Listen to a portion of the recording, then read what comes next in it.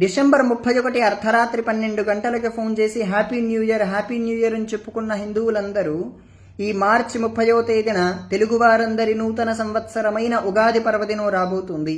ఈ పర్వదినం రోజున సూర్యోదయాత్పూర్వమే నిద్రలేచి స్నానాది పూజాది క్రతువులన్నీ నిర్వహించుకొని 5:30 ఆ ప్రాంతానికే అందరికీ ఫోన్ చేసి ఉగాది శుభాకాంక్షలు అని చాలా ఆనందంగా సంతోషంగా చెప్పగలగాలి.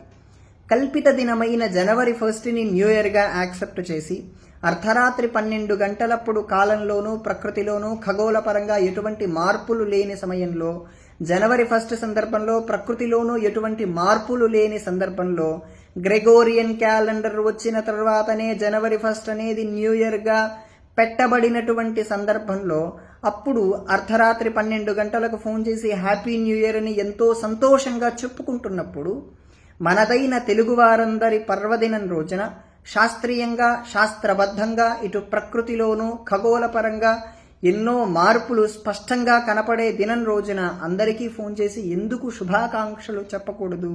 ఆ రోజు మనం ఆచరించేటువంటి నిత్యకృత్యములన్నీ తప్పకుండా ఆచరించాలి. సాయంత్రం పంచాంగ శ్రవణం వినటం, ఉదయం ఉగాది పచ్చడి సేవనం చేయటం, ఆలయానికి వెళ్ళటం ఇవన్నీ తప్పక జరగాలి. మన సంస్కృతి మనం తప్పక మన పిల్లలందరికీ చెప్పాలి. విజాతీయ సంస్కృతిని వదిలేయాలి, సజాతీయ సంస్కృతిని పాటించాలి.